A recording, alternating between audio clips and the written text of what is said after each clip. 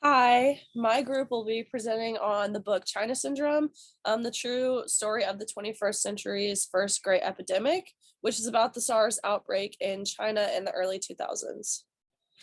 So here's a little bit about the author, Carl Taro Greenfield.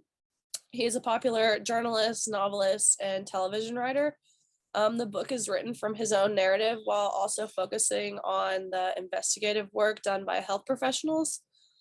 He grew up in LA, but graduated from Sarah Lawrence College, which is in New York City.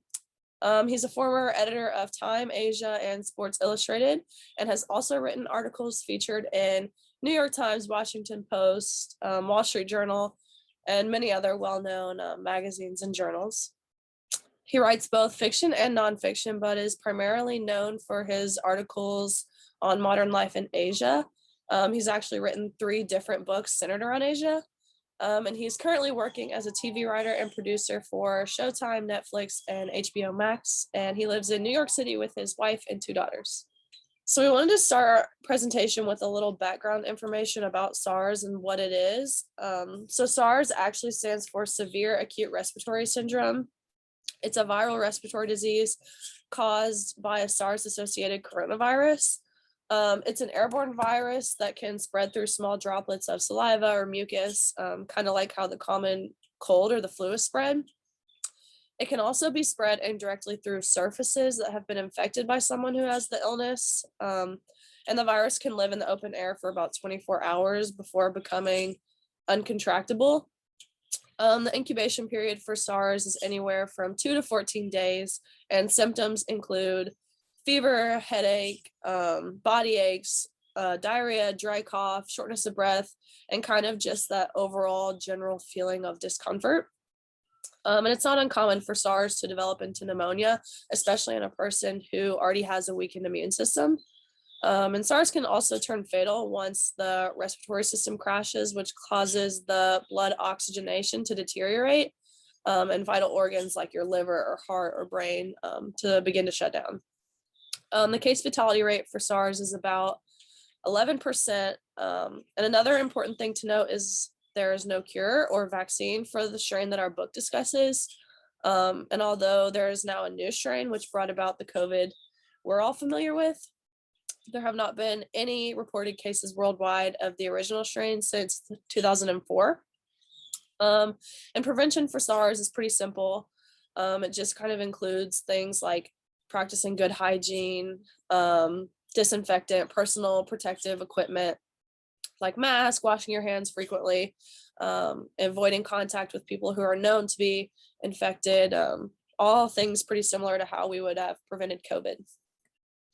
All right, so in the beginning, the book follows Fang Lin, a working class Chinese man who was the first suspected case of SARS in Shenzhen, China. And like millions of other working class people in China, Fang Lin took part in what is known as the 100 Million Man March, where those that live in central agrarian parts of China move to booming coastal cities to find work or better jobs and often find themselves in poor living conditions with total strangers. And this led to an exponential increase in China's special economic zones. And so then you've got the era of wild flavor in which exotic animals are being sold and eaten. Regulation is basically non-existent. And the government actually industrialized this market. And as a result, there was actually a lot of poor sanitation. And so then you've got neighborhoods like the Click neighborhood, which was named for the clicking of electricity meters around the community, that was built for this rapidly expanding middle class. And it also had little to no regulations, as houses were built within feet of each other. Apartments were further split into other rooms, sometimes without running water or windows. And many workers who could not afford an apartment just slept under their workbenches in factories. And so the pollution in this Pearl River Delta actually left visitors with a cough for basically as long as they would be there visiting. And respiratory diseases increased in the area as a result of that pollution. So it's places like these that really serve as hotbeds for emerging diseases or the resurrection of those that were thought to be extinct. So Fang Lin gets a job as a cutman. And back then, cutmen were the ones who were chopping up the wild animals that were being served in those wild flavor restaurants. And not one person involved in the restaurant business really knew that this practice would end up leading to a lethal microbe jumping the species barrier into humans. And so then in late December of 2002, about 35 people had been infected with SARS and 8 had died. But virologists out of Beijing actually took notice, but decided to spread to the public saying everything was calm. And so Fang Lin actually developed symptoms of the virus because working with those animals in the wild flavor markets led to a lot of blood from the animals really routinely getting in the eyes, noses, and mouths of him and the other cutmen. And so Fang Lin's symptoms actually worsened to the point that he really couldn't work anymore. His breathing was labored, and he had a fever over 103. His muscles ached, he had diarrhea, and he was vomiting yellow bile. And he even got to the point where he couldn't move from his bed. So top virologists actually started taking fecal samples from a lot of the dead birds in the area, but they couldn't find any avian flu. So that left them wondering what was killing so many people. So the early stages of the disease, in early January of 2003, the Regional Department of Health rounded up several doctors to notify them of this deadly illness that was spreading. And they actually created a task force to deal with the respiratory disease. And this task force really had no idea what the causative agent was, since it wasn't a bacterial pneumonia afflicting these patients. They speculated influenza, fungal infections, anthrax, Legionella, plague, and even chlamydia before realizing that it was a viral agent. And it was during this time hospitals were transporting SARS patients back and forth without knowing they were actually spreading this virus like wildfire. And local newspapers picked up on it, but they began to spread misinformation, saying that the epidemic was really just a rumor. And the Chinese Communist Party, which controls all the news and media, they don't want any news contradicting their narrative of peace, prosperity, and order getting out to the public, no matter how ironic that may seem. And it wasn't really until late January that the task force developed the first report on SARS with its symptoms. And so then SARS began to kind of overwhelm the healthcare system. And so we saw that by the end of January, over 300 were infected. And about 30 had died from SARS. And we saw, much like with COVID, hospitals were unprepared. They ran out of masks, gowns, and other basic personal protective equipment and hospital equipment. And so then we saw that the Chinese government lied to its people, saying that the disease was under control and that had really only killed a handful of people. But by the time early February of 2003 rolls around, around 400 people had been infected and about 40 had died. Hong Kong, a self-governing region of China, was unaware of this outbreak in mainland China. There was poor communication and sometimes a lack of communication between officials from China and Hong Kong. A professor of microbiology at the University of Hong Kong and co-head of pandemic preparedness in Asia traveled into mainland China to retrieve samples of the virus causing the outbreak, which was of great risk because if he was caught, he would likely have been charged with espionage and sentenced to death. And so from here, there really began to be many more cases of prominent physicians coming down with the virus and dying from it. And debate about the agent was still heated among the best researchers and scientists in China, as they didn't know what was causing it still. And so then the virus began to cross international borders in late February of 2003. It began to burn through Vietnam, much like it had in China. And it was really politicized in China, and the government worked to prevent information about the outbreak from getting out. So the World Health Organization actually decided to come in and go to Hong Kong to see what they could get from that visit. And so by early March of 2003, the virus had reached the Chinese capital of Beijing, which was home to about 20 million people. Um, Once the US and the World Health Organization got involved, a lab network was set up to finally find the cause of this disease. And so the race to find the agent was very heated, and whoever would find it first would take home immense bragging rights. Um, so really, there are four major modes of transmission through this. Airborne was the main one, and it's obviously made easier by urbanization when you have multiple people living in places like Hong Kong, Beijing, these very large cities of China. It's hard to contain any sort of virus. And so it was at this time around mid-March that the term SARS was actually coined. And it actually kind of created stigma towards Hong Kong because it was a SAR, a special administrative region. And so several viruses were actually being tested. And it wasn't until late March that a coronavirus was actually found to be the cause of SARS. And before this, it really hadn't caused a disease as severe. It was really only responsible for the common cold before this. And so it ended up taking impeccable infection control, timely contact tracing, and quick isolation of suspected cases to contain this disease. And there really was a zero tolerance for not following quarantine guidelines in China.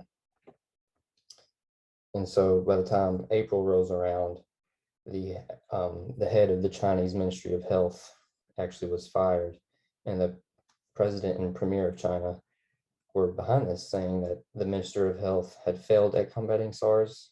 And but by this point, it was pretty late, as about 5,000 had been infected with SARS and just over 400 had died. And so then cases actually began to decline in Hong Kong after April 20th, as the final death toll in Hong Kong had reached 115 people. And so then they started seeing light at the end of the tunnel. And the Chinese government actually had admitted that it did wrong, and they set aside 250 million to fight SARS. And they began airing SARS coverage on CCTV, and they actually awarded medals of honor to heroes of SARS. So rural areas of China were actually not protected from the virus either, as people from the cities began hitting the road for those rural areas, thinking they would be safe from the virus there. And so by May 1st of 2003, over 6,000 had been infected and over 450 had died from SARS. And then it was actually found that the epidemic was caused by a coronavirus, of course, transmitted from civet cats to humans in the wet markets of Guangdong. And the researcher, Guan Yi, who found this, actually knew that if these wet markets were closed, then virus hopping could be contained. And so he made a case to the Chinese government saying, this needs to be put to a stop. And China actually did ban wild animal sales there for a few months. And we could see, within a few months after that ban, infections and deaths basically slowed to a halt. But it was noted by the World Health Organization that if SARS was as contagious as influenza, then the disease probably would have reached millions of people, not just thousands. And so by December of 2003, the number of infections were in the single digits. Only 2 lab infections were seen, as there hadn't been a civilian case actually since July of 2003. And so the final death toll of the SARS outbreak reached about 884, but the wild animal markets eventually opened once again as the government could not keep a control on it. And so the author actually closes by saying that China and the wet markets really haven't learned their lesson, and that another viral infection really is inevitable. And he was right, as we all know what happened with COVID-19. So here is the epidemiologic triangle. As you can see, we have the host, um, humans, and some animals like the civet cats that are native to southern China. The agent, of course, is SARS coronavirus, and it is an airborne agent. And then the environment, we saw that it came from the wet markets of southern China, where the virus actually jumped species from animals to humans. So China has quite the history with influenza. The original influenza was said to come from southern China over 1,000 years ago, causing global outbreaks every few decades. Hong Kong experienced the avian flu outbreak in 1997, and the virus jumped between species from chickens to humans for the first time in history, killing 33% of those infected. Only 18 human cases came from Hong Kong due to the quick response and containment of the disease. This outbreak resulted in the slaughter of more than 3 million chickens and ducks, costing the local economy nearly $1 billion. The last major flu epidemic before SARS occurred in 1918, killing more than 60 million people, more than those who were killed during the Black Death of the 16th century. Two smaller pandemics occurred in 1957 and 1968, both also originating in southern China. In 2002, the global influenza program said we were due for another major outbreak, and it wasn't a matter of if, but more of a matter of when. Next, we see a trend of poor government regulation during the era of wild flavor. During the economic boom, many restaurants and markets began selling and preparing wide varieties of exotic animals without proper regulation from the government. The government actually promoted these markets because it brought great wealth to the country. This led to disease spread between species from animals to humans. Once again, due to the lack of sanitation, people were selling and preparing and consuming these animals were at risk for disease because these animals were grown up in environments where disease was already very prevalent. Along with this, there was a lack of housing and immigration regulation, causing disease to be spread more rapidly due to the close quarters of living and the constant travel back and forth from where the migrants were coming and going rapidly. Overpopulation also caused housing to be built quickly, lacking poor ventilation. Health and safety hazards were very prevalent during this time, which caused great environment for breeding grounds for disease. The government didn't step in to regulate. They actually encouraged the growth of the city, pushing for more success. In late December, people began to see a trend as many rumors about the outbreak began to circulate. People became very uneasy. The influenza started burning through rural hospitals. However, they weren't sure what it was at this point. Malik Puri and Wan Yi and the rest of the virologists and researchers at the University of Hong Kong also spread these rumors and heard them. They were very suspicious because China was a hotbed for animal influenzas, and so it wasn't very uncommon to hear these rumors. The government continued to downplay the virus, and they forbid virologists to investigate outside of China. The Chinese Communist Party also played a very big role in the epidemic, and it was very politicized. The Communist China Party controlled all of the news outlets and media. It was said that the Chinese government preferred stability at all costs, so news of earthquakes, hurricanes, and disease caused too much chaos, and it was definitely not favorable. When the scientists and physicians began to ask questions, they immediately shut them down. Wan Yi could have been arrested and charged with espionage, which carried a death sentence just for studying the virus, and he put himself and many others at risk during this time. They didn't want any other news than that of peace, which for common knowledge for the general public. On January 3rd of 2003, they released a paper with the front page reading, "There is no epidemic in the city." Regarding the rumor of ongoing epidemic in the city, health department officials announced at 1:30 this morning, there is no epidemic in the city. The government held off sharing any severity of the disease until January 21st of 2003. They only shared this report with top officials at a provincial level, party leaders, those who were well connected in the hospital. and department chiefs. This news could have saved so many lives and helped physicians prepare accordingly. They could have protected themselves and the spread of the disease. The lack of communication from the government and other powerful officials led to death among the infected providers and the increased spread of the disease of the overpopulated and underprepared hospitals. Continuing into early February, they continued to keep the disease as quiet as possible. Provincial health department broke silence and shared with providers in the city that it was best to centralize patients and that these symptoms with people with these symptoms should be centralized as a precaution advised by public health officials. Next, we saw miscommunication that just continued to spread globally. The Chinese government continued to cover up into early February, claiming it was under control. However, the failure to communicate the severity once again caused a larger spread. And on February 10th, ProMed, a reliable infectious disease surveillance website, exploited the information of the tracking of the disease. As physicians picked up on the chatter of the possible epidemic, the party officials had no other choice but to finally speak up on the issue. The three main officials, their goal at this point was just to soothe the rumors rather than to actually inform the public of the severity of the disease. They told people that the outbreak was under control, which was not true at all, and they knew this. And then at this point, other countries did begin covering the epidemic as well, which they did not agree with. So the party secretary shut down talk of the disease altogether at this point.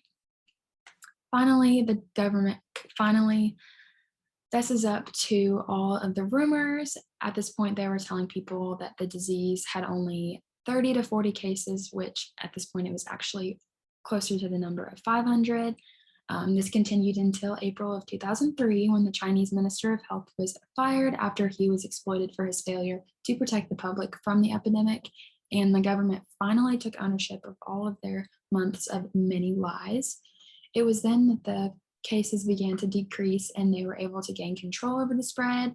The new information that was shared with the general public was very helpful in kind of centering the disease and making sure that there was less spread. The government finally was able to rebuild and focus their efforts on SARS research. And so Wang Yi and all of the virologists were actually able to help in containing the spread at this time. So SARS affected China culturally in many ways, starting with the distrust in the media and the government. The government pushed all this false information upon the population through newspapers and other media outlets. And they just continually expressed how the epidemic was just a rumor until the truth could no longer be avoided.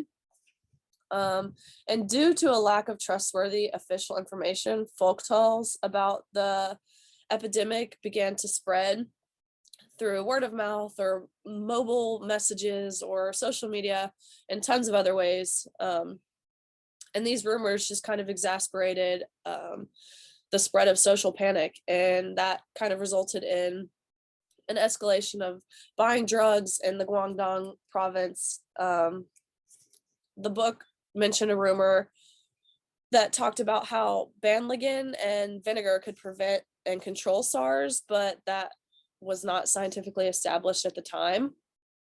Another way their culture was affected was through social isolation and quarantine, which is something we are all pretty familiar with now. And centuries-long traditions like Lunar New Year celebrations were canceled, alongside schools being closed, which affected the education aspect of their culture.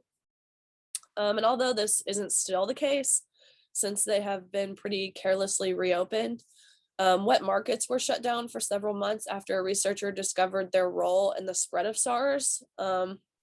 And this ultimately resulted in the stopping of the spread and new cases. And this just makes it pretty clear that China has not fully learned their lesson, as these wet markets still remain open and a perfect breeding ground for a new species hopping virus. Another cultural impact made clear in this book and just throughout history is just how other countries view China and its people in general. It's become a stereotype that people living in China or Chinese immigrants are seen as a danger to public health, which is just not the case. The perception created behind the SARS virus and even the COVID virus towards Chinese people is overblown and neglects. So societal influence and major takeaways. We could see these in a few different ways. One was the era of wild flavor, which has been scaled back to some extent since then, but we know it hasn't really fully been dealt with because there are still wild animals and wild animal markets in China. And COVID-19 is actually thought to have originated from one of those markets, just like SARS did back in 2003. The Chinese people weren't very happy with the government trying to cover up the severity of the outbreak, and many of those feelings are still felt today, or they've been reignited by the COVID-19 pandemic. The book also notes that the first step in nearly any epidemic or pandemic historically has been denial, and this denial actually kills many more people than the virus would if the root of the outbreak was dealt with when first heard of.